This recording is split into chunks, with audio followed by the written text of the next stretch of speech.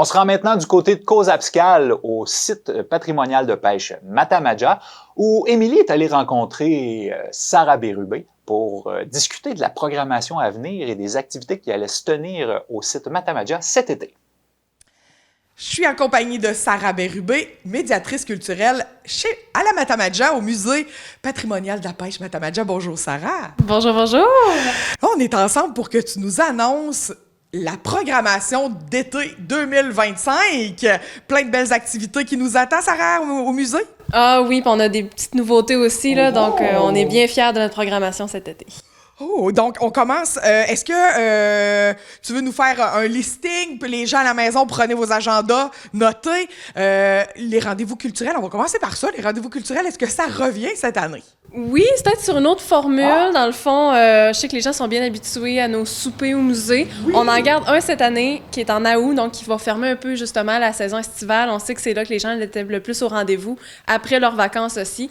Donc ça va être le 14 août, on note bien ça. Oui. Donc on a notre fameux souper à 18h avec la poissonnerie La Fille du Pêcheur qui nous fait des menus excellents et à base de saumon, donc tout est thématique là-dedans. Oui. Et à 19h, on a notre spectacle. Donc, ça va être Véronique Bilodeau. Donc, excellente. On a bien hâte de l'accueillir. Et elle a très hâte aussi quand on lui a écrit. Là, elle était vraiment contente de revenir parce qu'on l'a déjà accueillie au musée. Donc, ça va être un événement à ne pas manquer ce moment-là. Oui! Et après ça, si je fais un peu le listing, là, c'est ça, les rendez-vous culturels, les jeudis, rendez-vous au musée. Donc là, ça va être un peu plus les dimanches. On se dit que c'est un petit moment que le monde, la fin de semaine, qu'est-ce qu'on fait? On va se rendre au musée. Donc, on a ce qu'on appelle les dimanches patrimoniaux. Donc, ça va être vraiment des dimanches. On va parler de patrimoine, ça va être des conférences sur l'histoire, la pêche, tout plein de termes super intéressants.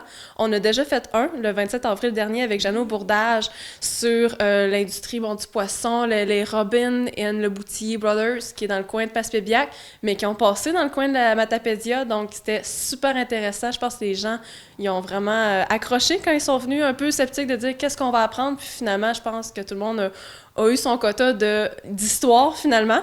Et donc, on a une autre conférence, un autre dimanche patrimonial qui va revenir cette fois-ci en juin. Donc, le 29 juin, ça va être Pascal Alain, donc, qui est un historien, un conférencier, qui est auteur aussi, qui a rédigé des livres, notamment Curiosité, donc Curiosité de la Haute-Gaspésie, Curiosité de la Pointe de la Gaspésie, donc des ouvrages très intéressants. Et donc, là, il vient nous parler de la famille Lacroix et l'industrie du bois.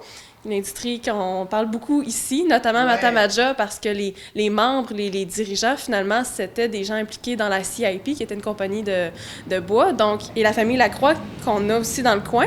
On a même des artefacts dans notre collection ici à Matamaja qui fait partie de la famille Lacroix. Donc, ça va être super intéressant. Un autre terme, justement, on s'entend peut-être pas dans un musée de pêche, mais il y a des liens, ça va être super intéressant. Et Pascal Alain aussi, très grand passionné, donc c'est sûr que les gens vont trouver à leur compte et qu'ils vont sortir de là, encore une fois, avec des choses qu'ils ne pensaient pas connaître, finalement. Bien intéressant. Ensuite, le musée, il ouvre quand? Donc, le 30 mai, merci, on n'a même pas parlé.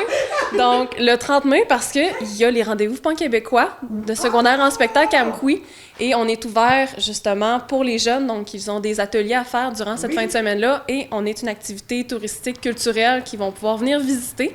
Les parents aussi sont invités à venir, et, bien entendu, nos citoyens. Donc, les gens de la Matapédia, on ouvre dès le 30 mai, donc venez nous voir, ça va nous faire plaisir de starter la saison estivale avec vous. Ben oui! Donc, cette fin de semaine-là, ça va être déjà une grosse fin de semaine. L'autre activité qu'on a un peu plus loin, c'est le 18 juin. Je vais revérifier ma feuille pour dire. Oui, 18 juin. Donc, c'est un atelier de peinture avec Maude Blais. Donc, elle fait déjà beaucoup d'activités dans la région, justement, sur la céramique, sur la peinture. On s'est dit, ça serait le fun qu'elle soit là à Cozapscal, à Matamaja. Et on va peindre, en fait, un vide-poche, en forme de saumon. Donc, thématique, mais très pratique, on s'entend quand tu rentres à la maison. C'est ça, tout là-dedans. Donc, les gens, justement, vont pouvoir venir peindre. Donc, on a l'inscription qui va sortir, justement, le vendredi, j'ai plus la date de ce vendredi. Cette semaine, le 16, merci! T'es là, toutes mes programmations sont prévues, mais j'ai plus la date, ça va pas bien. Donc oui, vendredi le 16, il y a un prix membre, un prix non-membre du musée. Donc, si je ne me trompe pas, le prix membre, c'est 25 $, non-membre, 30 $. Donc, il est généralement dans les prix déjà standard, donc une belle activité, et on s'entend que quand on peint justement la céramique, Maude retourne avec les pièces chez eux pour les faire cuire, pour qu'ils soient prêts ensuite. Et donc, quand les gens vont pouvoir venir les récupérer, ils ont accès aussi au musée gratuitement. Donc, c'est le petit avantage en faisant cette activité-là, d'avoir une visite gratuite au musée. Donc, qui va faire un peu le lien avec leur vie de poche en forme de saumon, voir l'évolution de leur saumon, finalement, dans le musée. Donc, une autre belle activité qu'on a en juin. Après ça, on a notre souper et un autre dimanche aussi qu'on va faire, qu'on appelle le dimanche musical, finalement. Oui. Donc, le 17 août, on va avoir l'harmonie de Cause-Abscale. Oh, wow. Ils étaient venus l'année passée. Oui. Les gens ont vraiment adoré. C'est un petit dimanche relax. On avait fait un pique-nique au musée, finalement. Ouais. Et c'est ça, c'est bien relax sur notre petite terrasse. Il avait fait super beau. Les gens s'arrêtaient, venaient écouter. Et l'harmonie sont sa coche, là. Ouais. Je vais le dire comme ça. Ouais. Donc, ça va être vraiment bon. Représentation le matin à 11h et une autre à 13h en après-midi. Donc, tout dépendant quand est-ce qu'on est disponible cette fin de semaine-là, on est possible de venir quand même, là. Ouais. Et une activité gratuite, bien entendu. Donc, on aime ça. Et finalement, notre autre activité qui revient cette année, c'est nos matinées timbrées. Oui. Donc, les petits bricolages pour enfants. Mais là, on a refait une autre formule. On s'est dit qu'il serait peut-être un peu plus intéressante. Donc, les enfants vont pouvoir venir, encore une fois, ça va être le dimanche. Oui. Donc, qui est justement parfois plus accessible aux parents. Ils vont pouvoir venir le matin à 10h et visiter le musée avant. Donc, faire le parcours jeunesse avec Lulu la libellule. Oui. Donc, un parcours qui est super le fun. Ils ont une petite chasse au trésor en même temps. Donc, c'est vraiment divertissant. Et en la suite, on va pouvoir faire un bricolage. Donc, on a 3 dates différentes. Donc, en juin, ça sera notre saumon capteur de soleil. Okay. Après ça, en juillet, ça va être notre Lulu la libellule, justement. Donc, confectionner sa propre libellule. Et finalement, en août, ça sera la confection d'une mouche de pêche. Wow! Je tiens à dire, ça sera pas une vraie mouche de pêche, pas faire peur aux parents. Mais justement, à force de se promener dans l'exposition en faisant le parcours jeunesse avant, bien, ils vont voir ces 3 éléments-là dans le musée. Donc, de pouvoir le confectionner ensuite, de dire j'ai appris quelque chose au musée. Et la mouche de pêche, c'est notre petite nouveauté dans les matinées timbrées cet été, que je pense qu'il va être assez populaire. Wow, ben gros été chargé à la Matamadja, puis c'est pas fini, là. J'imagine qu'il va se rajouter plein d'affaires. Vous êtes tellement dynamique, la gang de la Matamadja.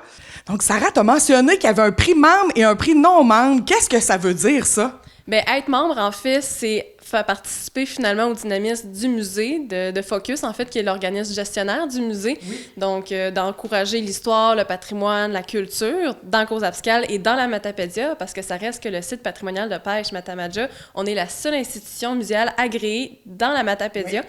Donc, c'est une belle fierté. Si les gens veulent participer, encourager, ça va nous faire plaisir, justement, qu'ils deviennent membres. Oui. Et donc, justement, en étant membre, bien, on veut les remercier d'une certaine manière. Donc, c'est sûr qu'on leur offre parfois des petites primeurs dans leur infolette spéciale membre, mais aussi avec des prix plus abordables pour certaines activités qu'on fait. Donc, j'ai parlé pour l'activité de peinture sur céramique avec Maude Blais, mais aussi pour le souper au musée. Donc, on va leur envoyer prochainement, avec la programmation, un code membre. Donc, quand ils vont payer leur souper au musée, ils vont pouvoir avoir une réduction sur leur repas. Et bien entendu, dans la boutique Matamadja, ils ont un rabais. Ils ont accès aussi gratuitement à notre exposition, mais aussi au Jardin de Métis. Donc, on a des liens avec les Jardins de Métis et on s'est dit pourquoi ne pas en faire profiter à nos membres. Donc, ils ont accès également au jardin pendant l'été à Métis. Comment ça coûte être membre de la Matamadja? Donc, membre individuel, c'est 25 $ et taxes incluses. Et aussi, on a le membre corporatif. Donc, si une entreprise voudrait nous encourager, donc là, c'est autour de 100 $. OK. Puis, comment on fait pour devenir membre? Encore une fois, page Facebook, site Internet. Même les gens, pendant l'été, s'ils viennent au musée, ils peuvent venir à la billetterie et on peut faire leur adhésion avec eux sur place. Donc, ça nous fait toujours plaisir d'avoir des nouveaux membres. Cool! Donc, rappelle-nous, ça ouvre quand? C'est le 30 mai que ça l'ouvre, exactement, oui. Et si je peux faire un petit... il y a le dimanche patrimoniaux, comme j'ai dit, donc c'est une super de belle activité. C'est un projet qu'on est très chanceux, donc qu'on a eu un soutien financier de la MRC de par leur entente de développement culturel. Donc, on les remercie parce que les dimanches patrimoniaux, c'est ça le but, c'est de faire des conférences liées, donc apprendre sur l'histoire du musée ou des thèmes liés au musée sans être l'exposition. Et parfois, justement, le 27 avril, c'était en dehors de nos heures d'ouverture. Donc, on ouvre le musée d'une autre manière, plus longtemps. Donc, on tenait à les remercier en même temps. Ben, Merci. Donc, on peut retrouver toutes ces informations-là où, là, admettons qu'à la maison, ils n'ont pas tout noté. Donc, page Facebook, assurément, sur notre site Internet, bien entendu, et aussi, si les gens sont abonnés à notre infolette, on leur envoie ça au début de chaque mois. Qu'est-ce qui se passe au musée? Et là, justement, l'infolette va partir bientôt pour leur annoncer toutes ces bonnes nouvelles. Bien, merci, Sarah.